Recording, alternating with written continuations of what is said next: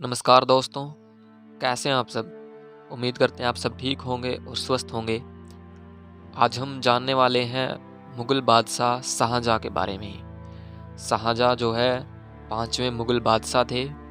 इनके बारे में हम आज इस वीडियो में जानेंगे और शाहजहाँ को एक सच्चे आशिक के तौर पर भी जाना जाता है, जिन्हें ताजमहल बनवाया था अपनी बेगम के लिए।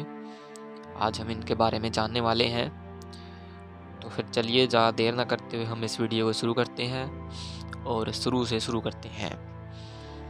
एक सच्चे आशिक के तौर पर विश्व भर में अपनी पहचान बनाने वाले मुग़ल बादशाह शाहजहाँ 5 जनवरी 1592 को लाहौर में मुग़ल सम्राट जहांगीर और जगत गोसाई के पुत्र के रूप में पैदा हुए थे। इनकी माता जोधपुर के शासक राजा उदय सिंह की बेटी थी। वहीं शाहजहाँ मुग़ल सम्राट अकबर के पोते के रूप में जन्मे थे। मुग़ल सम्राट अकबर ने सबसे पहले उन्हें शाहजादा खुर्रम कहकर बुलाया था, जिसके बाद बचपन में उनका नाम खुर्रम पड़ गया। दरअसल खुर्रम शब्द का अर्थ है खुशी होता है। वहीं दादा पोते का आदती के लगाव था और ऐसा कहा जाता है कि अकबर ने शाहजहाँ को गोद ले लिया था और उनकी परवरिश भी अकबर ने ही की थी। वहीं अकबर ने शाहजहाँ को एक महान योद्धा बनाने में कोई कोर कसर नहीं छोड़ी थी। उन्होंने उसे बचपन से ही सैन्य कौशल का प्रशिक्षण देना शुरू कर दिया था। जबकि शाहजहाँ के उसके खुद के पिता जहांगीर के से बेहद तनावपूर्ण रिश्ते थे और दरअसल जहांगीर अपनी अत्यधिक चतुर बेगम नूरजहाँ की कूटनीतियों को मानते थे और उन्हीं को तवज्जो देते थे, जिसके चलते शाहजहाँ और जहांगीर में ज़्यादा नहीं बनती थी। वहीं जिस तरह जहांगीर ने अपने पिता अकबर के साथ बगावत कर मुग़ल साम्राज्य का राजपाट संभाला था, ठीक उसी तरह शाहजहाँ ने भी अपने पिता जहांगीर से छल कपट कर मुग़ल साम्राज्य का शासन संभाला। मुग़ल सिंहासन के उत्तराधिकारी के रूप में शाहजहाँ की जो सौतेली माँ थी नूरजहाँ, वो बिल्कुल नहीं चाहती थी कि शाहजहाँ मुग़ल सिंहासन पर विराजित हो। वहीं शाहजहाँ ने भी नूरजहाँ की साजिश को समझते हुए सन 1622 ईस्वी में आक्रमण कर दिया। हालांकि इसमें वह कामयाब नहीं हो सके और 1627 ईस्वी में मुग़ल सम्राट जहांगीर की मौत के बाद शाहजहाँ ने अपनी चतुर विद्या का इस्तेमाल करते हुए अपने ससुर आसिफ खां को निर्देश दिया कि मुग़ल सिंहासन के उत्तराधिकारी बनने के सभी प्रबल दावेदारों को ख़त्म कर दें। जिसके बाद आसिफ खां ने चालाकी से दाबर बख्श, होशंकर, गुरुस सहरार की हत्या कर दी और इस तरह शाहजहाँ को मुग़ल सिंहासन पर बिठाया गया। बेहद कम उम्र में शाहजहाँ को मुग़ल सिंहासन के उत्तराधिकारी के रूप में चुन लिया गया। साल 1628 ईस्वी में शाहजहाँ का राज्याभिषेक आगरा में किया गया और उन्हें अबुल मुजफ्फर साहबुद्दीन मोहम्मद साहिब किरण सानी की उपाधि से सम्मानित किया गया। मुग़ल सिंहासन संभालने के बाद मुग़ल शहंशाह शाहजहाँ ने अपने दरबार में सबसे भरोसेमंद आसिफ खां को 7000 सवार और 7000 जात एवं राज्य के वजीर का पद दिया। शाहजहाँ ने अपनी बुद्धिमत्ता और कुशल रणनीतियों के चलते साल 1628 से 1658 तक करीब 30 साल तक शासन किया। उनके शासनकाल को मुग़ल शासन का स्वर्ण युग और भारतीय सभ्यता का सबसे समृद्ध काल कहा गया। स्थापत्य एवं वास्तुकला के गुण प्रेमी थे मुग़ल शासक शाहजहाँ। शाहजहाँ शुरू से एक शौकीन, साहसी और अत्यंत तेज बुद्धि के बादशाह होने के साथ साथ कला, वास्तुकला और स्थापत्य कला के गुण प्रेमी भी थे। उन्होंने अपने शासनकाल में मुग़लकालीन कला और संस्कृति को खूब बढ़ावा दिया और कई ऐसी ऐतिहासिक इमारतों का निर्माण करवाया जो कि आज भी इतिहास के पन्नों में दर्ज हैं एवं हिंदू मुस्लिम परंपराओं को बेहद शानदार ढंग से परिभाषित करती हैं। वहीं उन्हीं में से एक ताजमहल भी है, जो अपनी भव्य सुंदरता और ऐतिहासिक महत्व की वजह से दुनिया के 7 आश्चर्यों में गिनी जाती है। शाहजहाँ के शासनकाल में बनी ज़्यादातर संरचनाओं और वास्तुशिल्प का निर्माण सफ़ेद संगमरमर पत्थर से किया गया है और इसलिए शाहजहाँ के शासनकाल को संगमरमर शासनकाल के रूप में भी जाना जाता है। इसके साथ ही आपको यह भी बता दें कि शाहजहाँ के शासनकाल में मुग़ल साम्राज्य की समृद्धि, शान और शौकत और प्रसिद्धि 7वें आसमान पर थी। शहंशाह शाहजहाँ के दरबार में देश विदेश के कई प्रतिष्ठित लोग आते थे और उनके वैभव विलास को देखकर आश्चर्य करते थे और उनके शाही दरबार की सराहना भी करते थे। शाहजहाँ ने मुग़ल साम्राज्य की नींव और अधिक मजबूत करने में अपनी मुख्य भूमिका अदा की थी। शाहजहाँ के राज में शांतिपूर्ण माहौल था, राजकोष पर्याप्त था, जिसमें गरीबी और लाचारी की कोई जगह नहीं थी। लोगों के अंदर एक दूसरे के प्रति प्रेम, सद्भाव और सम्मान था। इसलिए शाहजहाँ ने अपनी प्रजा के सामने एक कुशल प्रशासक के रूप में अपनी छवि बना ली थी। अपनी कूटनीति और बुद्धिमत्ता के चलते शाहजहाँ ने फ्रांस, इटली, पुर्तगाल, इंग्लैंड और पेरिस जैसे देशों से भी मैत्रीपूर्ण संबंध स्थापित कर लिए थे, जिससे उनके शासनकाल में व्यापार आदि को बढ़ावा मिला और राज्य का काफ़ी विकास हुआ। वहीं साल 1639 में शाहजहाँ ने अपनी राजधानी को आगरा से दिल्ली शिफ्ट कर लिया। उनकी नई राजधानी को शाहजहाँबाद नाम दिया और इस दौरान उन्होंने दिल्ली में लाल किला, जामा मस्जिद समेत कई मशहूर ऐतिहासिक इमारतों का निर्माण करवाया। फिर साल 1648 को मुगल शासकों के मशहूर मयूर सिंहासन को आगरा से लाल किले में शिफ्ट कर दिया। इसके अलावा शाहजहाँ ने अपने शासनकाल में बाग बगीचों को भी विकसित किया। शाहजहाँ के शासनकाल में मुगल साम्राज्य का विस्तार। मुगल सम्राट शाहजहाँ के शासनकाल को मुगल साम्राज्य का स्वर्णिम युग ऐसे ही नहीं कहा जाता, बल्कि इसलिए भी कहा जाता है क्योंकि शाहजहाँ ने अपने शासनकाल में मुगलकालीन स्थापत्य कला और वास्तुकला को बढ़ावा दिया और कई राज्यों पर जीत हासिल कर मुगल साम्राज्य में मिला लिया। मुगल सिंहासन संभालते ही मुगल शहंशाह शाहजहाँ ने सबसे पहले अहमदनगर पर विजय हासिल कर साल 1633 ईस्वी में उसे मुगल साम्राज्य में मिला लिया। इस दौरान शाहजहाँ ने आखिरी निजाम शाही सुल्तान हुसैन शाह को ग्वालियर के किले में बंधक भी बना लिया था, जिससे निजाम शाही वंश का अंत हो गया। शाहजी भोंसले पहले अहमदनगर की सेवा में थे, लेकिन अहमदनगर के मुगल साम्राज्य में विलय होने के बाद शाहजी को बीजापुर की सेवा स्वीकार करनी पड़ी थी। अहमदनगर को साम्राज्य में मिलाने के बाद बीजापुर एवं गोलकुंडा से मुगल सम्राट शाहजहाँ ने कुछ शर्तों के मुताबिक संधि कर ली थी, जिनमें से कुछ शर्तें इस प्रकार है। गोलकुंडा से संधि करने के बाद मुगल सम्राट शाहजहाँ का नाम खुतबे और सिक्कों दोनों पर शामिल किया गया। गोलकुंडा के शासक ने अपनी एक पुत्री का विवाह शाहजहाँ के पोते और औरंगजेब के पुत्र शहजादा मोहम्मद से कर दिया और शाहजहाँ को 6 लाख रुपए का वार्षिक कर देने की बात स्वीकार की।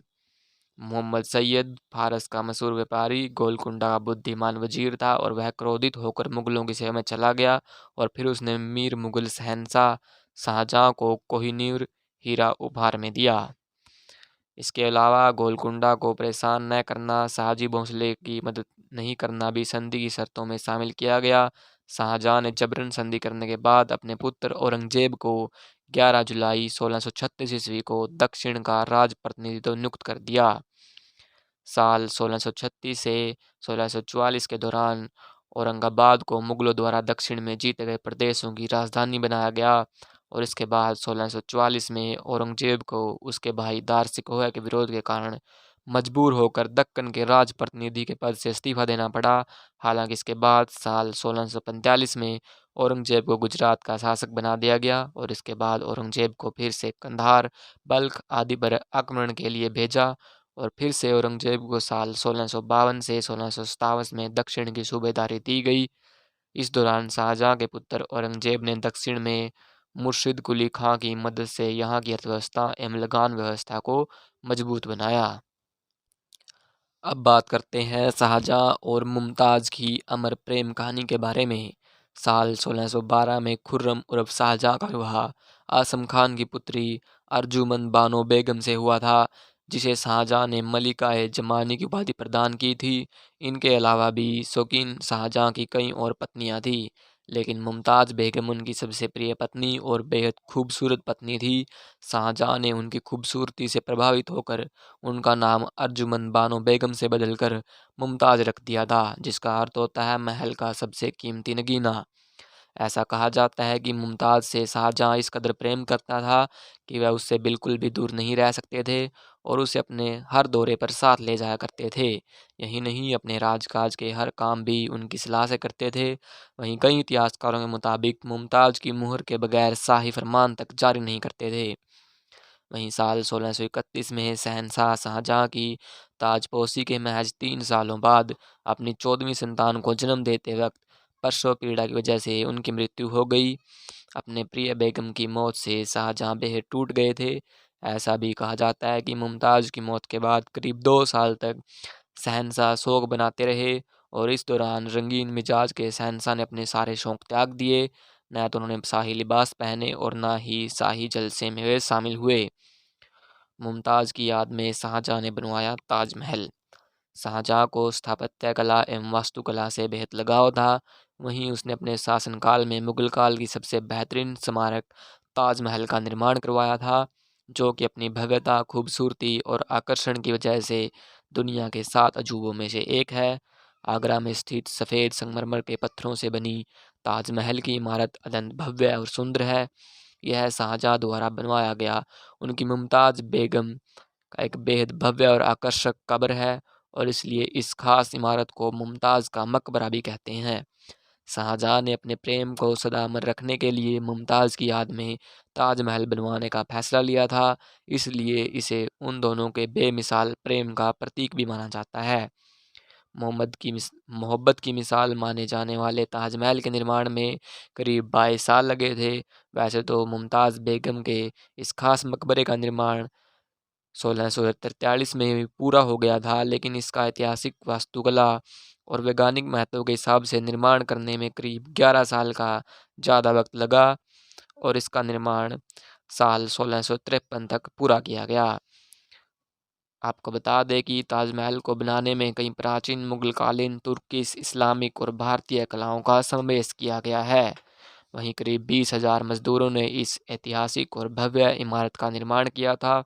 मुगल शिल्पकार उस्ताद अहमद लाहौरी के नेतृत्व में इन मजदूरों ने काम किया। इसके बारे में यह भी कहा जाता है, जिन मजदूरों ने ताजमहल बनाया था, इसका निर्माण काम पूरा होने के बाद मुगल सुल्तान शाहजहाँ ने सभी कारीगरों के हाथ कटवा दिए थे, ताकि ताजमहल जैसी कोई अन्य इमारत दुनिया में नहीं बन सके। लेकिन इसके कोई सबूत नहीं मिलते हैं। इतिहासकार इसका कहीं पर भी वर्णन नहीं करते हैं कि शाहजहाँ ने मजदूरों के हाथ कटवा दिए थे। ऐसा कहीं पर भी इसके पुख्ता सबूत नहीं मिलते हैं, तो ये एक मिथक है। वहीं ताजमहल दुनिया की सबसे अलग और अद्भुत इमारत होने की यह भी एक वजह है। अब बात करते हैं शाहजहाँ के अंतिम दिनों की। शाहजहाँ ने अपने अंतिम दिन एक कैदी के रूप में जो बिताए थे। इतिहासकारों के मुताबिक शाहजहाँ और मुमताज़ महल की 14 संतानों में से सिर्फ 7 संतानें ही जीवित बची, जिनमें से 4 पुत्र और 3 पुत्रियां थी। वहीं शाहजहाँ के चारों पुत्र दारशिकोह, शाह शुजा, औरंगजेब, मुराद बख्श की आपस में बिल्कुल भी नहीं बनती थी, क्योंकि वे चारों ही मुगल सिंहासन पर बैठना चाहते थे। चारों के बीच उत्तराधिकारी की लड़ाई साल 1657 में शुरू हो गई थी। इतिहासकारों के मुताबिक साल 1558 में क्रूर पुत्र औरंगजेब ने शाहजहाँ को आगरा किले में कैद कर लिया था। करीब 8 साल तक शाहजहाँ ने इस किले के शाहबुर्ज में एक बंदी की तरह गुजारे। हालांकि इस समय शाहजहाँ की बड़ी बेटी जहाँ आरा ने साथ रहकर उनकी सेवा की। 31 जनवरी साल 1666 को यह महान मुगल शहंशाह शाहजहाँ इस दुनिया को अलविदा कह गए, जिसके बाद ताजमहल में उनकी बेगम मुमताज़ महल की कब्र के पास ही शाहजहाँ के शव को दफना दिया गया, और उनकी मौत के बाद उनके पुत्र औरंगजेब छल कपट से मुगल सिंहासन की राजगद्दी पर बैठ गए, और इस तरह मुगल साम्राज्य के महान शासक शाहजहाँ का अंत हो गया। लेकिन आज भी शाहजहाँ को दुनिया के 7 आश्चर्यों में से एक ताजमहल बनवाने के लिए याद किया जाता है, और उनकी और मुमताज़ की मोहब्बत की मिसाल दी जाती है। तो दोस्तों, इस वीडियो में इतना ही। मिलते हैं अगली वीडियो में। अगर आपको ये जानकारी पसंद आई है तो वीडियो को लाइक कीजिए, और भी ऐसी ही इन्फॉर्मेटिव वीडियो पाने के लिए हमारे चैनल को सब्सक्राइब कीजिए। मिलते हैं अगली वीडियो में। जय हिंद, जय भारत।